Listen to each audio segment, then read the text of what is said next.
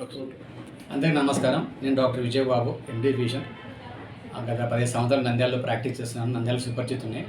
మొన్న 12వ తేదీ కొన్ని టీవీ ఛానల్లో, సోషల్ ప్లాట్ఫామ్ మీడియాలో కడకం భరత్ కుమార్ నా మీద ఆరోపణలు చేశారు. నేను అతన్ని బెదిరించాననేసి, నేను ఆయన ప్లాట్ని కబ్జా చేశాననేసి, నేను మారణాయుధాలతో ఆయన మీద దాడి చేశాననేసి.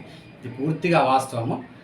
అతను పెట్టిన వీడియో కూడా గత 2 సంవత్సరాల కిందట ఆయనకు మా నాన్నకు జరిగిన ఘర్షణలో జరిగిన వీడియో.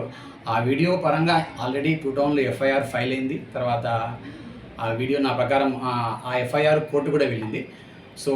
మా నాన్నకు, సుధాకర్ బాబు గారికి, కడకం భరత్ కుమార్కి మరియు తర్వాత పద్మ సొసైటీకి గత 15 సంవత్సరాల నుంచి కొన్ని ప్లాట్లు కేటాయించిన. ఏదైతే వీడియో ఇప్పుడు సర్క్యులేట్ చేస్తున్నారో ఆ వీడియోలో నేను అసలు లేను, ఎక్కడా లేను.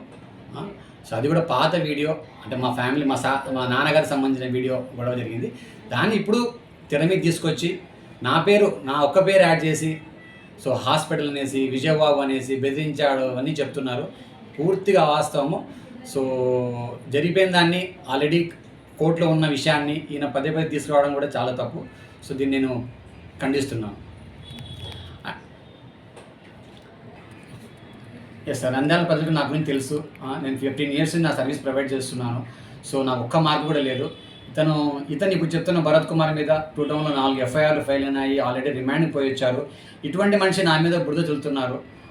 నంద్యాల ప్రజలు, అధికారులు గమనించి, మీడియా మిత్రులకు కూడా విన్నవిస్తున్నాను. అతను చెప్పిన దాన్ని పరిశీలించి వాస్తవాలని ప్రచారం చేయాలని నేను కోరుకుంటున్నాను. Thank you.